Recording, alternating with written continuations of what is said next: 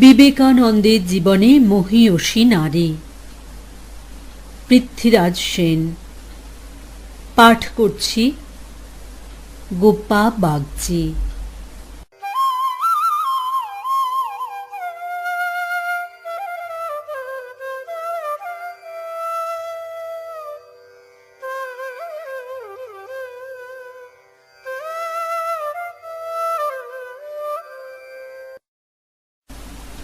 জগৎজননী সারদা।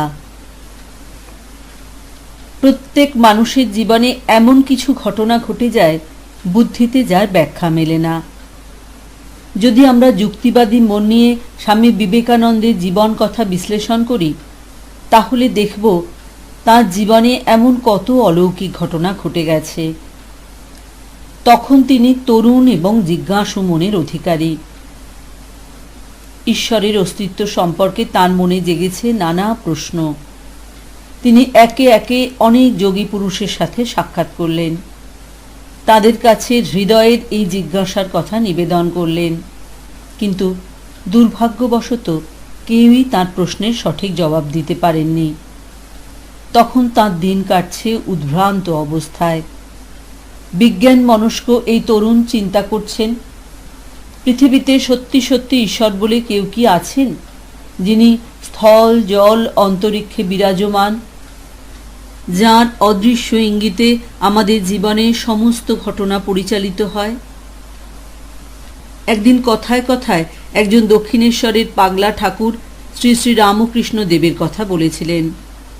জনৈক প্রতিবেশীর বাড়িতে দেখা হলো তাঁর সঙ্গে। তারপর কি খেয়ালে সেদিনের তরুণ নরেন্দ্রনাথ গঙ্গা পার হয়ে পৌঁছে গেলেন দক্ষিণেশ্বরের মন্দিরে। রামকৃষ্ণ দেবের সাথে আবার দেখা হলো তাঁর। তখনও রামকৃষ্ণ কিন্তু তাঁকে আকৃষ্ট করতে পারেননি, বরং এই পাগলা সন্ন্যাসীর প্রতি কিছুটা অবজ্ঞা জেগেছিল নরেন্দ্রনাথের মধ্যে। ধীরে ধীরে তিনি বুঝতে পারলেন রামকৃষ্ণদেবের মধ্যে একটি আশ্চর্য অলৌকিক ক্ষমতা লুকিয়ে আছে।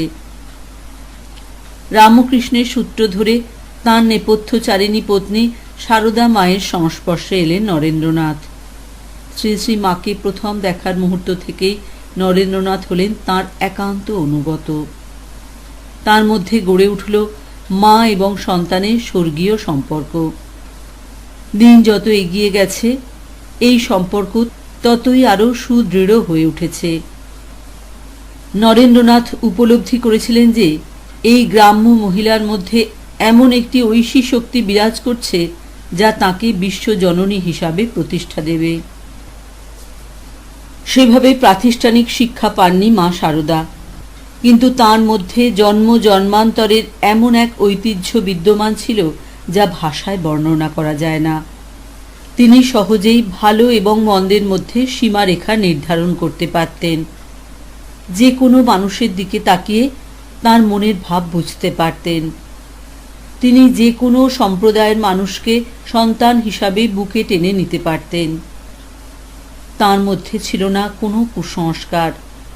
সর্ব অর্থেই তিনি ছিলেন আধুনিক মনের রমণী।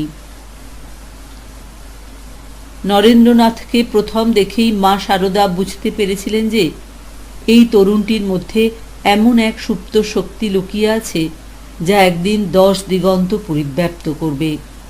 তিনি আরও অনুভব করেছিলেন নরেনের মাধ্যমেই তাঁর সাধক স্বামী শ্রী শ্রী রামকৃষ্ণ দেবের মতাদর্শ বিশ্ববাসীর কাছে পৌঁছে যাবে। তাই যখন সত্যি সত্যি স্বামী বিবেকানন্দ বিশ্বজয় করলেন, তখন মা আনন্দে আত্মহারা হয়ে গিয়েছিলেন। মায়ের সাথে নরেনের সম্পর্ক ছিল ভারী স্নেহের এবং মমতার। তখন মা সারদা বাস করছেন দক্ষিণেশ্বরের নহবতখানায়।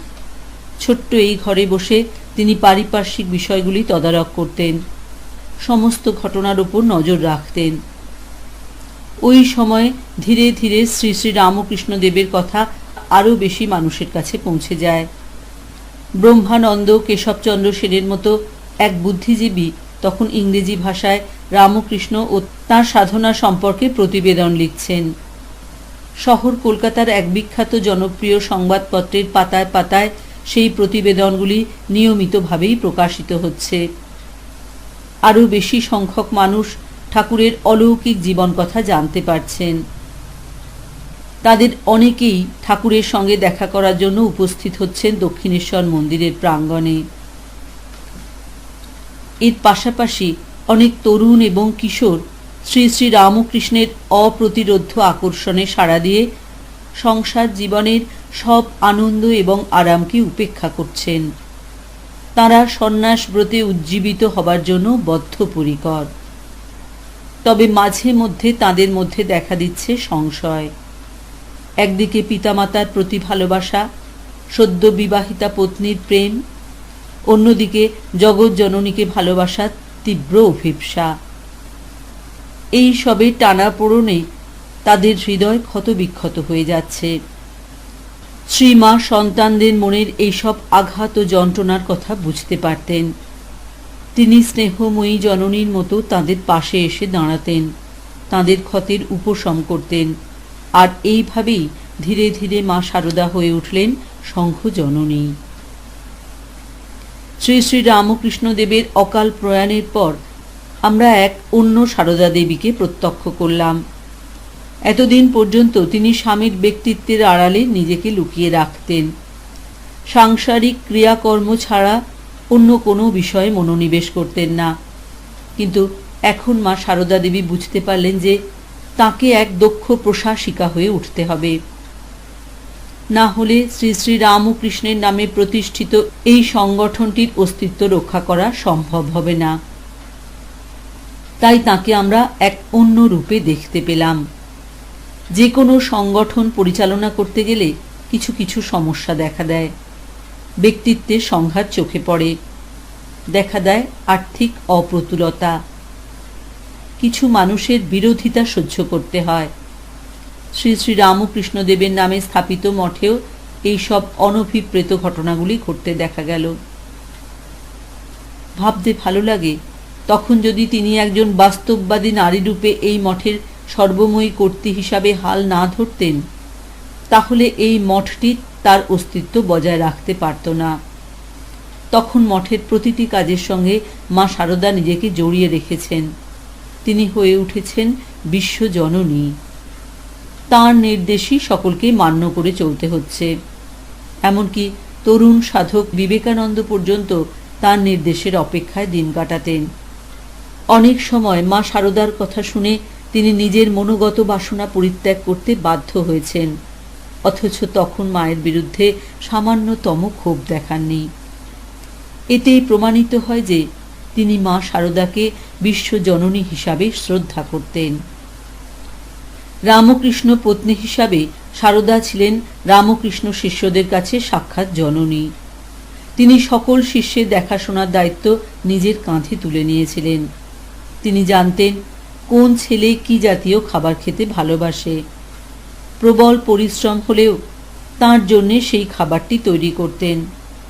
বিবেকানন্দের জন্যও একই রকম করতেন। বিবেকানন্দ লুচি এবং ছোলার ডাল খেতে ভালোবাসতেন। যখনই তিনি দক্ষিণেশ্বরে হাজির হতেন, মায়ের কাছে সেই খবর পৌঁছে যেত। নহবতখানায় বসে মা শারদা তাঁর প্রিয় সন্তানের জন্য লুচি এবং ছোলার ডাল তৈরি করতেন। তখন তাকে দেখে মনে হতো তিনি বুঝি এক স্নেহময়ী জননী, আদরের সন্তানের জন্য অপেক্ষরতা। একাধিকবারই বিবেকানন্দের সঙ্গে তাঁর সাক্ষাৎ হয়েছে। তাঁরা কেউই তখন তত্ত্বকথা নিয়ে আলোচনা করেননি, বরং সাংসারিক জীবনের সুখ দুঃখের কথা ভাগ করে নেবার চেষ্টা করেছেন। বিবেকানন্দের মারফত তাঁর ভবিষ্যৎ জীবনের পরিকল্পনার কথা দেবী শারদা জানতে পারতেন। তিনি সর্বাত্মকরণে বিবেকানন্দের ওই ঐতিহাসিক অভিযাত্রাকে সমর্থন করেছিলেন।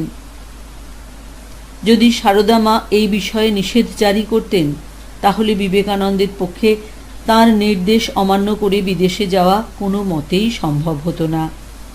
হয়তো মা শারদা বুঝতে পেরেছিলেন যে বিবেকানন্দের মধ্যে এমন এক ঐশী শক্তি লুকিয়ে আছে যা তাঁকে বিশ্ববিখ্যাত করে তুলবে। বিবেকানন্দ বিভিন্ন ভাষণ সভায় বারবার সশ্রদ্ধ চিত্তে দেবী শারদার কথা উল্লেখ করেছেন। যেমন 1900 সালে ক্যালিফোর্নিয়ার ম্যাসাডোনা শেক্সপিয়ার ক্লাবের মাই লাইফ অ্যান্ড মিশন শীর্ষক বক্তৃতায় তিনি তাঁর ফেলে আসা দিনযাপনের স্মৃতিচারণ করেছেন। তিনি বলেছেন, পিতার আকস্মিক মৃত্যু তার জীবনে একটি অশুভ বার্তা বয়ে নিয়ে এসেছিল। পিতা জীবিত থাকাকালীন তারা কখনো আর্থিক অভাব অনটনের মধ্যে পড়েননি, কারণ আইনজীবী হিসাবে তাঁর পিতার পসার ছিল যথেষ্ট। কিন্তু পিতার মৃত্যুর পর গোটা সংসারটিকে আর্থিক সংকটের কারণে নানা বিপত্তির মধ্যে পড়তে হয়। দানবীর পিতা বিশেষ কোনো সঞ্চয় রেখে যেতে পারেননি। এই অবস্থায় মাতা সারদা যে কিভাবে তাঁর সাহায্য ও সহযোগিতা করেছিলেন সে কথা বলতে গিয়ে আবেগরুদ্ধ কণ্ঠস্বরে স্বামী বিবেকানন্দ বলেন, পরিবারের আমিই ছিলাম একমাত্র আশা ভরসা, একমাত্র উপার্জনক্ষম ব্যক্তি।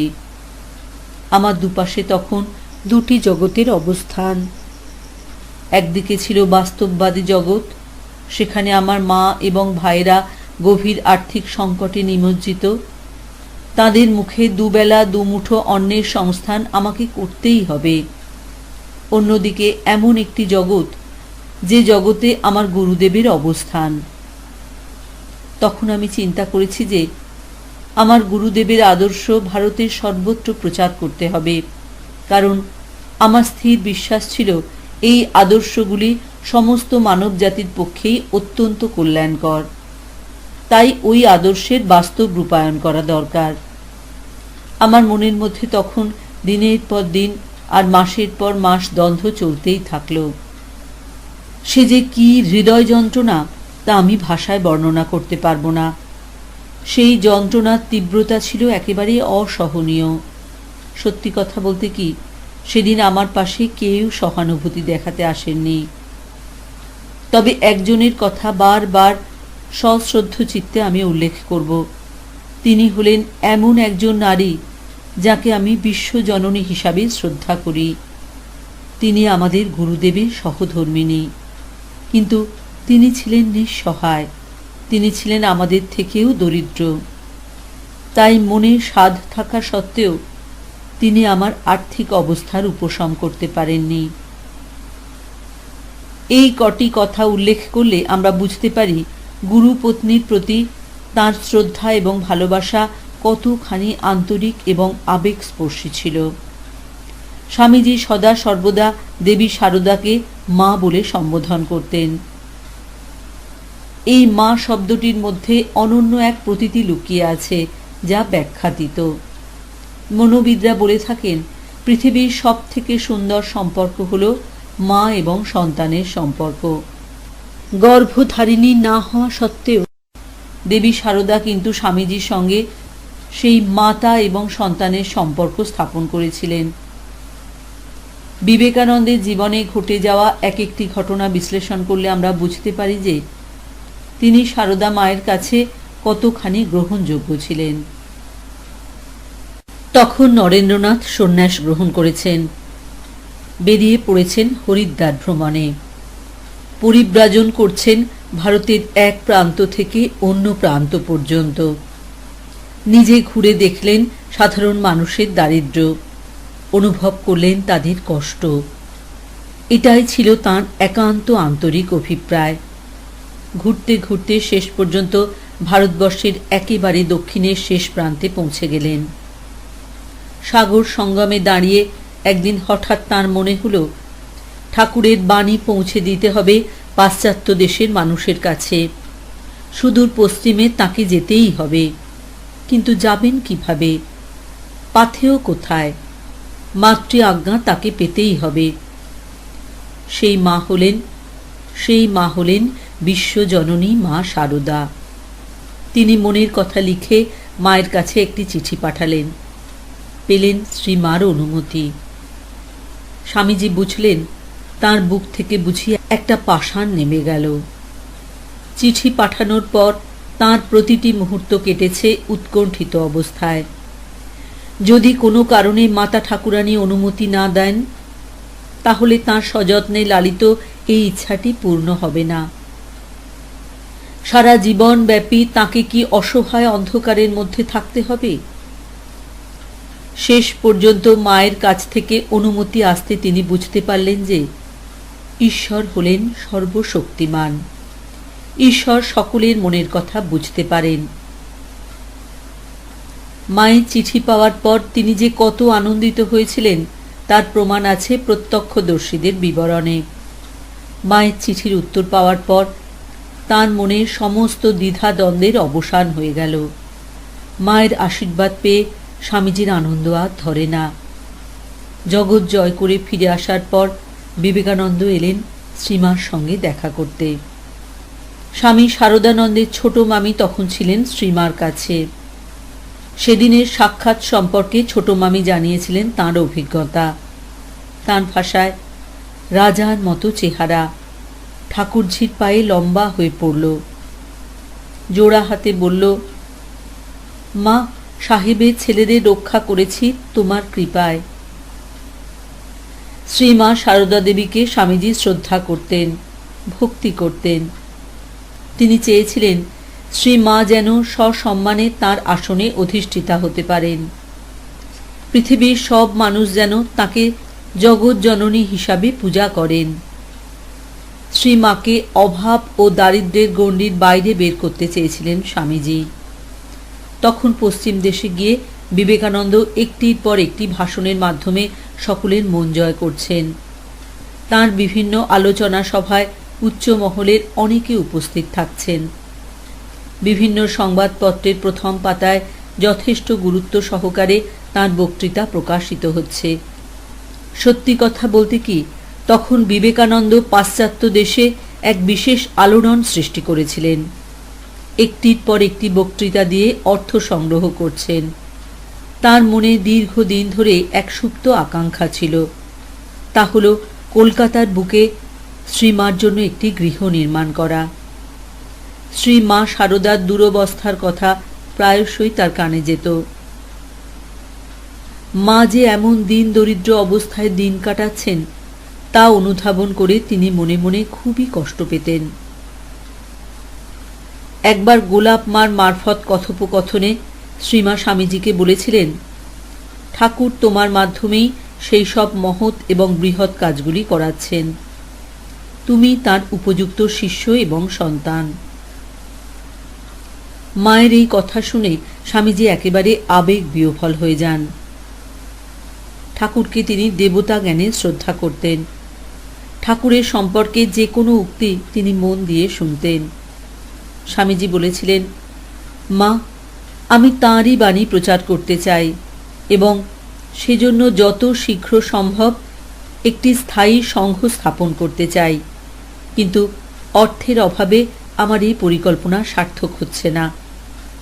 তবে আমি ভেঙে পড়ব না, কারণ আমি জানি আমার সমস্ত কাজের মধ্যে আমার গুরুদেবের আশীর্বাদ আছে। শ্রীমা বুঝতে পেরেছিলেন যে সংঘ প্রতিষ্ঠার জন্য নরেন কতখানি কৃত সংকল্প। তিনি তাঁর প্রিয় শিষ্যকে আশ্বাস দান করেন এবং বলেন যে তাঁর প্রিয় শিষ্যের মনস্কামনা অনতিবিলম্বে পূর্ণ হবে। পরবর্তীকালে যখন সত্যি সত্যি শ্রী রামকৃষ্ণদেবের নামে সংঘ স্থাপিত হল, তখন শ্রী শ্রী মা খুবই আনন্দ পেয়েছিলেন। 1897 সালের 1 জানুয়ারি তারিখে স্বামীজি আনুষ্ঠানিকভাবে রামকৃষ্ণ মিশন এবং রামকৃষ্ণ সংঘ প্রতিষ্ঠা করেন। সংঘ মাতা হিসাবে শ্রী শ্রী মাকে প্রতিষ্ঠিত করা হয়েছিল। এরপর বেলুড় মঠে নিজস্ব জমি কেনা হল। একদিন স্বামীজি সারদা মাকে নতুন কাপড় পরিয়ে নিজেই নিয়ে গেলেন সেখানে। চেয়ার নিয়ে এসে বসালেন শ্রী শ্রী মাকে। তাকে প্রণাম করে শ্রদ্ধাবনত চিত্তে স্বামী বিবেকানন্দ বললেন, মা, এতদিনে আমার মাথায় যে বোঝা ছিল তা নেমে গেল। তোমাকে তোমার নিজের জমিতে নিয়ে এলাম। এখন তুমি হাঁপ ছেড়ে চারিদিকে ঘুরে বেড়াও, ঘুরে ফিরে দেখো, কেউ তোমাকে বাধা দেবে না। দীর্ঘদিন ধরে বিবেকানন্দ মনের মধ্যে যে স্বপ্ন দেখেছিলেন অবশেষে তার বাস্তব রূপায়ণ হল। অবশ্য তাকে এই স্বপ্ন সার্থক করতে গিয়ে অনেক বাধার সম্মুখীন হতে হয়েছে, জড়িয়ে পড়তে হয়েছে আইনি ঝঞ্ঝাটে, শ্রীরামকৃষ্ণদেবের আশীর্বাদে একে একে সব বাধার অবসান হয়েছে। প্রহেলিকার অন্তরাল থেকে তখন বুঝি উদিত হচ্ছে সহস্র সূর্য। বেলুড় মঠের জন্য নিজস্ব জমি কেনা হলো। স্বামীজি বুঝতে পারলেন যে এবার আর তাঁদের পথে প্রান্তরে গৃহহারা সন্ন্যাসীর মতো ঘুরে বেড়াতে হবে না। এখানে এসে তাঁরা নিশ্চিন্ত আশ্রয় পাবেন। পারস্পরিক মত বিনিময়ের এক মঞ্চ স্থাপিত হবে, আর এভাবেই পরম পুরুষ শ্রী শ্রী রামকৃষ্ণের বাণী পৃথিবীর সর্বত্র ছড়িয়ে পড়বে। শ্রী শ্রী মা তাঁর ছেলের এই অসাধারণ সাফল্যে খুবই খুশি হয়েছিলেন। এটাই তো মা এবং সন্তানের চিরন্তন সম্পর্ক। মা সদা সর্বদা সন্তানের জন্য ঈশ্বরের কাছে প্রার্থনা করেন, তাঁর সন্তান একদিন বিশ্ব বিজয়ী হবে এমন কামনা করেন। মা বললেন, আহা, এই মঠের জন্য ঠাকুরের কাছে কত কেঁদেছি, প্রার্থনা করেছি। তারপর থেকে ধীরে ধীরে নরেন এইসব করলে। শ্রী শ্রী মা জানতেন যে নরেনের মধ্যে নেতৃত্ব দানের একটা আলাদা ক্ষমতা আছে। এই নেতৃত্ব দেবার জন্যই তিনি পৃথিবীতে এসেছেন। আছে অসাধারণ প্রশাসনিক দক্ষতা এবং সকলকে মানিয়ে নেবার জন্য ঈশ্বর প্রদত্ত ক্ষমতা। পৃথিবীর সব মানুষের মধ্যে নেতৃত্ব গুণ থাকে না। আমাদের সৌভাগ্য যে নরেন্দ্রনাথের মধ্যে এই বিরলতম গুণের এক আশ্চর্য সমাহার দেখা দিয়েছিল। নরেন্দ্রনাথ অল্প বয়সেই রামকৃষ্ণ শিষ্যমণ্ডলীর অধিনায়ক পদে অধিষ্ঠিত হয়েছিলেন।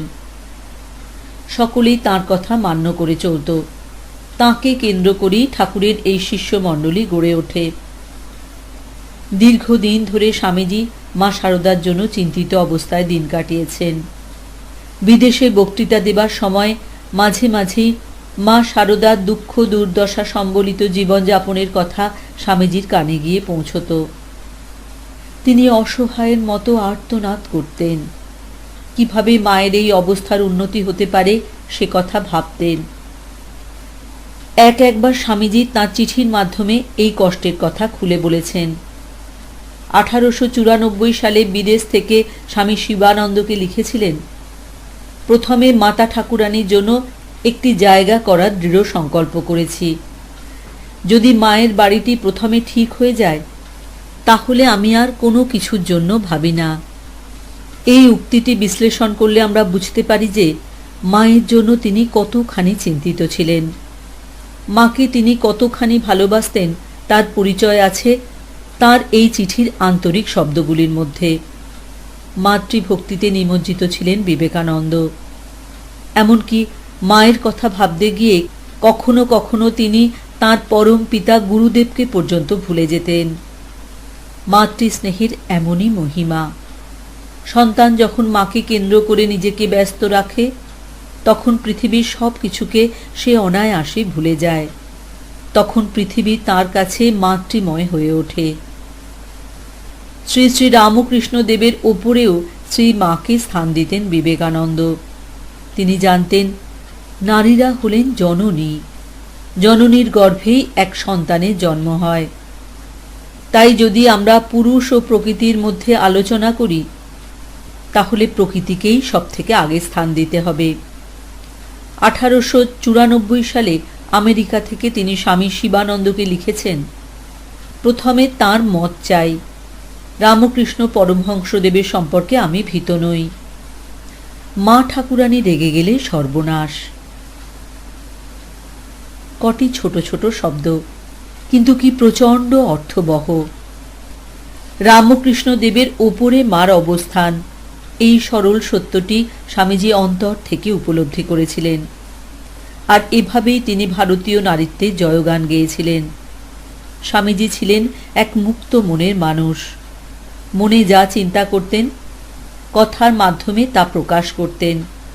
তিনি কখনো কোনো অন্যায়ের সাথে আপোষ করেননি, কখনো এমন কোনো কথা বানিয়ে বলেননি যা তিনি মন থেকে বিশ্বাস করতেন না। তাই স্বামীজির মতো এক মহাপ্রাণ ব্যক্তিত্ব যখন এমনভাবে একথা বলেন তখন আমরা বুঝতে পারি যে শ্রী শ্রী মায়ের মধ্যে নিশ্চয়ই এমন কিছু ঐশী ক্ষমতা লুকিয়েছিল যা স্বামীজির মতো এক পরম জ্ঞানী আধ্যাত্মিক গুণসম্পন্ন তরুণকে তাঁর সামনে পরম শ্রদ্ধায় মস্তক অবনত করতে হয়েছিল। স্বামীজি তো অকারণে মায়ের প্রতি শ্রদ্ধা ও ভালোবাসা প্রদর্শন করেননি। মায়ের মধ্যে সেই সব গুণাবলী ছিল বলেই স্বামীজি বারবার তাঁর বন্দনা করেছেন। আবেগপ্রবণ সন্ন্যাসী বিবেকানন্দ সব সময় তাঁর মায়ের ভালো করার চেষ্টা করতেন। বলরাম মন্দিরে রামকৃষ্ণ মিশন প্রতিষ্ঠার জন্য একটি আলোচনা সভার আয়োজন করা হলো। এই সভার আহ্বায়ক ছিলেন স্বামী বিবেকানন্দ। এই সভাতে রামকৃষ্ণ সংঘের সকল গুরুভাই এবং গৃহী ভক্তরা উপস্থিত হয়েছিলেন। শ্রীমা তখন ছিলেন বাইরে, তার কিছু অর্থের প্রয়োজন। সেই কথা ভেবে মঠের তহবিলের সুদ থেকে কিছু টাকা শ্রীমার হাত খরচ বাবদ দেওয়ার কথা প্রস্তাব করলেন বিবেকানন্দ। সকলে জানালো যে মা হলেন ব্রাহ্মণ ঘরের বিধবা, অনাড়ম্বর জীবন যাপন করতে ভালোবাসেন, কোনো আতিশয্য তিনি পছন্দ করেন না। মাকে ৫-৭ টাকা দিলেই তাঁর দিন চলে যাবে। শেষ পর্যন্ত আলোচনা করে 10 টাকা পর্যন্ত দেওয়ার ব্যবস্থা হলো। স্বামীজি এই কথা শুনে খুবই দুঃখ পেয়েছিলেন। তিনি বললেন, আমরা সন্ন্যাসী, আমাদের অর্থের প্রয়োজন কি? ভিক্ষা করে খেয়ে আর গাছের তলায় শুয়ে আমাদের জীবন কেটে যাবে। আমাদের বেশি অর্থের প্রয়োজন কি? কিন্তু শ্রী মাকে অত হিসাব করে টাকা দিলে চলবে না। 25 টাকার নিচে তাকে হাত খরচ দেওয়া চলবে না। তিনি শুধু গুরুপত্নী নন, তিনি হলেন আমাদের ভবিষ্যৎ সংঘ জননী। স্বামীজির এই আন্তরিক আবেদন শুনে সকলে একেবারে স্তব্ধ হয়ে গেলেন। তারা কেউই স্বামীজির এই সিদ্ধান্তের বিরুদ্ধাচারণ করতে পারলেন না। তারা বুঝতে পেরেছিলেন সত্যি সত্যি আগামী দিনে সারদা দেবী সংঘ জননী হিসাবে অধিষ্ঠিতা হবেন। তারই পূর্ব প্রস্তুতি শুরু হয়ে গেছে। তবে এই কটি কথা বলে স্বামীজি প্রমাণ করলেন যে তিনি শ্রীমাকে কতখানি শ্রদ্ধা করতেন। সংঘ প্রতিষ্ঠিত হবার পর স্বামী বিবেকানন্দ মা সারদাকেই সংঘ জননী হিসাবে তুলে ধরেন। সংঘে যে কোনো কাজ করতে হলে তাঁর কাছ থেকে নির্দেশ নিতে হতো। একবার স্বামীজি এবং অন্যান্য গুরু ভাইদের ইচ্ছা হলো যে তাঁরা মঠে ধুমধাম সহকারে দুর্গাপূজার আয়োজন করবেন। হাতে আর বেশি সময় নেই, ঢাকে কাঠি পড়ল বলে। কিন্তু এই বিষয়ে সংঘ জননীর সমর্থন এবং অনুমতি থাকা দরকার। সন্ন্যাসীরা দুরু দুরু বক্ষে মা সারদার কাছে উপস্থিত হয়ে তাদের মনোবাসনার কথা খুলে বললেন। অনেকে ভেবেছিলেন যে এই কথা শোনার সঙ্গে সঙ্গে মা সারদা হয়তো রেগে যাবেন, তিনি হয়তো কিছুতেই মত দেবেন না। তাহলে সন্ন্যাসীরা পুজো করবেন কোথায়? তাকে অগ্রাহ্য করে কোনো পুজোর অনুষ্ঠান করা যাবে না। তাহলে সন্ন্যাসীদের এই মনোবাসনা কি অঙ্কুরেই বিনষ্ট হবে? তখন সন্ন্যাসীরা এইসব চিন্তাভাবনার মধ্যে দিন কাটাচ্ছেন। অবশেষে মা সারদা অনুমতি দিয়ে বললেন, হ্যাঁ বাবা, মঠে দুর্গাপুজো করে শক্তির আরাধনা করবে বই কি। শক্তির আরাধনা না করলে কোনো কাজ কি সিদ্ধ হয়? তবে বাবা, তোমরা বলি দিও না, প্রাণী হত্যা করো না। তোমরা হলে সন্ন্যাসী, সর্বজীবে অভয়দানী তোমাদের প্রেত। মা সারদা আরও একবার প্রমাণ করলেন যে তিনি যে কোনো ধরনের সাধনাকে মন থেকে ভালোবাসেন। তখনকার দিনে পূজার নামে বলিদান প্রথা অত্যন্ত চালু ছিল। বলি না হলে শক্তি পূজা সিদ্ধ হবে না, এটাই হিন্দুদের প্রচলিত বিশ্বাস ছিল। আর এই বলির মাধ্যমেই পূজার মধ্যে একটি হিংসাত্মক ঘটনা ঘটত, যা দেবী সারদা মা মোটেই পছন্দ করতেন না। শ্রীমা এই বলি প্রথাকে অত্যন্ত নিষ্ঠুর এবং অমানবিক বলে চিহ্নিত করেছিলেন। তিনি বলেছিলেন, এই নিষ্ঠুর কুপ্রথার সঙ্গে হিন্দু ধর্মের কোনো যোগসূত্রতা নেই।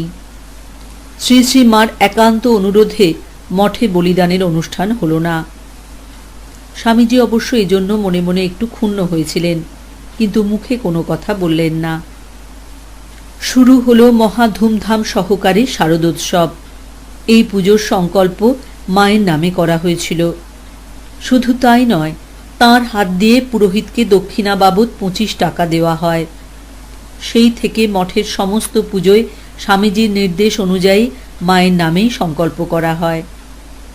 যেহেতু স্বামীজি এবং তাঁর গুরু ভাইরা হলেন গৈরিক সন্ন্যাসী, তাই তাদের পূজা করার কোনো অধিকার নেই। আজও যখন আমরা পুজোর সময় বেলুড় মঠে যাই, তখন মা শারদার কথাই মনে পড়ে, কারণ এখনও তাঁর নামেই পুজোর সংকল্প হয়ে থাকে। এইভাবে মা শারদা এবং দেবী দুর্গা মিলেমিশে একাকার হয়ে গেলেন। কলকাতায় যাতে শ্রী শ্রী মা স্থায়ীভাবে বসবাস করতে পারেন, সেজন্য স্বামীজি তাঁর জন্য একটি আলাদা বাড়ি তৈরির চেষ্টা করেছিলেন। বিভিন্ন আলাপচারিতায় শ্রী শ্রী মায়ের প্রতি তিনি তাঁর উদ্বিগ্নতার কথা গুরু ভাইদের কাছে খুলে বলতেন। এমনকি জমির জন্য তিনি 3, 4, 5 হাজার টাকা পর্যন্ত খরচ করতে রাজি ছিলেন। তাঁর ইচ্ছা ছিল একখণ্ড জমি কিনে প্রথমে সাময়িকভাবে তাঁর জন্য মাটির বাড়ি তৈরি করতে হবে, পরে সেখানে বড় বাড়ি হবে। সেখানে জগৎজননী শারদা নিশ্চিন্তে নিরুপদ্রবে বসবাস করবেন। সেই বাড়ির দরজা সকলের জন্য উন্মুক্ত থাকবে। রামকৃষ্ণের যে কোনো ভক্ত সেখানে প্রবেশ করতে পারবেন। তাঁরা শ্রী শ্রী মায়ের সামনে বসে শ্রী শ্রী মার মুখ নিঃসৃত অমৃতবাণী শ্রবণ করে জীবনকে সার্থক করে তুলবেন। এখন যেখানে বাগবাজারে মায়ের বাড়ির অবস্থান, সেখানকার জমিটা তখন ছিল কেদার চন্দ্র দাসের। এই জমির ব্যাপারে তাঁর সঙ্গে স্বামীজির পাকা কথাও হয়েছিল, কিন্তু স্বামীজির অকাল প্রয়াণ হওয়াতে তাঁর সংকল্প সফল হল না। 1906 সালে কেদারনাথ দাস স্বয়ং রামকৃষ্ণ মিশনকে এই জমি দান করলেন। স্বামী শারদানন্দ অক্লান্ত পরিশ্রম করে সেখানে মায়ের বাড়ি তৈরি করেন। 1909 সালের 23শে মে তারিখে শ্রীমা আনুষ্ঠানিকভাবে এই বাড়িতে পদার্পণ করেন। প্রসঙ্গত আরেকটি ঘটনার কথা বলা যেতে পারে। এই ঘটনাটি বিশ্লেষণ করলে আমরা বুঝতে পারব যে শ্রী শ্রী মায়ের প্রতি বিবেকানন্দের শ্রদ্ধা, ভক্তি ও ভালোবাসা কতখানি প্রবল ছিল। যখন নিবেদিতা কলকাতায় এলেন, তখন তাঁর থাকার ব্যবস্থা মায়ের বাড়ির কাছেই করা হয়েছিল। বোসপাড়া লেনে একটি বাড়িতে নিবেদিতা তাঁর জীবনের প্রহরগুলি অতিবাহিত করেন। নিবেদিতার এই বাড়িটি হয়ে উঠেছিল ভারতীয় নবজাগরণের এক তীর্থ কেন্দ্র স্বরূপ। নবজাগরণের সঙ্গে প্রত্যক্ষ এবং পরোক্ষভাবে যুক্ত অনেক মানুষই নিয়মিতভাবে সেখানে যাতায়াত করতেন। নিবেদিতাকে কেন্দ্র করে বাগবাজারে একটি বৌদ্ধিক পরিমণ্ডল গড়ে ওঠে, কিন্তু এই অঞ্চলটি অস্বাস্থ্যকর বলে অনেকেই নিবেদিতাকে অন্যত্র চলে যেতে বলেছিলেন। বিশেষ করে তার ইউরোপীয় বন্ধুরা এই বাড়ির পরিবেশ মোটেই পছন্দ করতেন না। উত্তর কলকাতার সংকীর্ণ গলির মধ্যে বাড়িটির অবস্থান, কিন্তু নিবেদিতা তাঁর গুরুদেব স্বামীজির ইচ্ছানুসারে শ্রী শ্রী মায়ের সান্নিধ্য ত্যাগ করবেন না বলে শত প্রলোভনেও অন্য কোথাও যাননি। এতেই প্রমাণিত হয় যে নিবেদিতার মধ্যে তাঁর গুরুদেব শ্রী শ্রী মায়ের প্রতি এক অচল ভক্তি প্রবাহিত করেছিলেন। তিনি শ্রী শ্রী মাকে এতখানি শ্রদ্ধা করতেন যে সময় এবং সুযোগ পেলেই তিনি শ্রী শ্রী মায়ের কাছে চলে যেতেন। মনে হতো এক কন্যা বোধহয় মাতৃদর্শনে এসেছেন। মিসেস সারা বুল, মিস ম্যাকলাউড প্রমুখ যাঁরাই ভারতে এসেছেন, তারা সকলেই শ্রীমার সাক্ষাতে এসেছেন। তারা এই সতী সাধ্বী ধর্মপরায়ণা রমণীকে দেখে একেবারে অভিভূত হয়ে গিয়েছিলেন। শ্রীমাও ওই সকল বিদেশিনীদের নিজের কাছে টেনে নিয়েছিলেন। জাতপাতের কোনো সংস্কার তিনি মানতেন না। তৎকালীন হিন্দু সমাজ ব্যবস্থা অনুসারে জন্মসূত্রে খ্রিস্টান হওয়ায় এই সব বিদেশিরা হিন্দু ঘরে প্রবেশে ছাড়পত্র পেতেন না। হিন্দু রমণীরা তাঁদের দিকে ভয় চকিত নয়নে তাকাতেন। বিশ্বজননী শ্রীমা কিন্তু এই সব বিভেদ বিভাজন ছিন্ন করেছিলেন। এভাবেই তিনি হয়ে উঠেছিলেন সকলের জননী। বিদেশিনীদের প্রতি শ্রী শ্রী মায়ের এই প্রেমপূর্ণ আচরণ দেখে স্বামীজি একেবারে অবাক হয়ে যেতেন। তার মনে প্রবল দ্বিধা ছিল নিবেদিতাকে শ্রীমা কিভাবে গ্রহণ করবেন, কারণ জন্মসূত্রে নিবেদিতা হলেন খ্রিস্টান। শ্রীমা কিন্তু হাসি মুখে তার আদরের খুকিকে বরণ করে নিয়েছিলেন।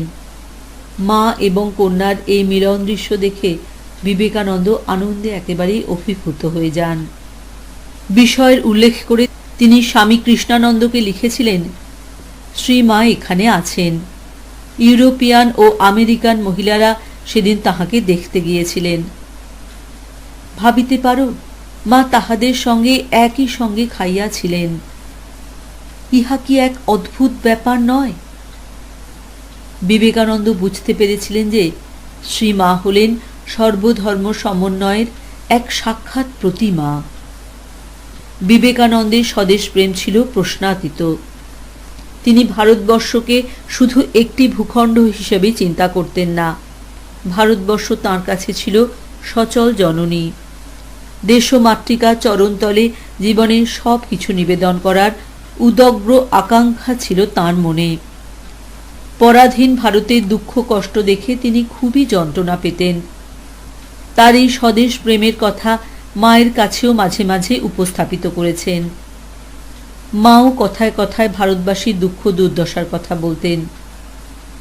তবে সব সময় যে ইংরেজ খারাপ, এ কথা মা বিশ্বাস করতেন না। মায়ের চোখে মানুষের আসল পরিচয় ছিল, সে হলো অমৃতের পুত্র।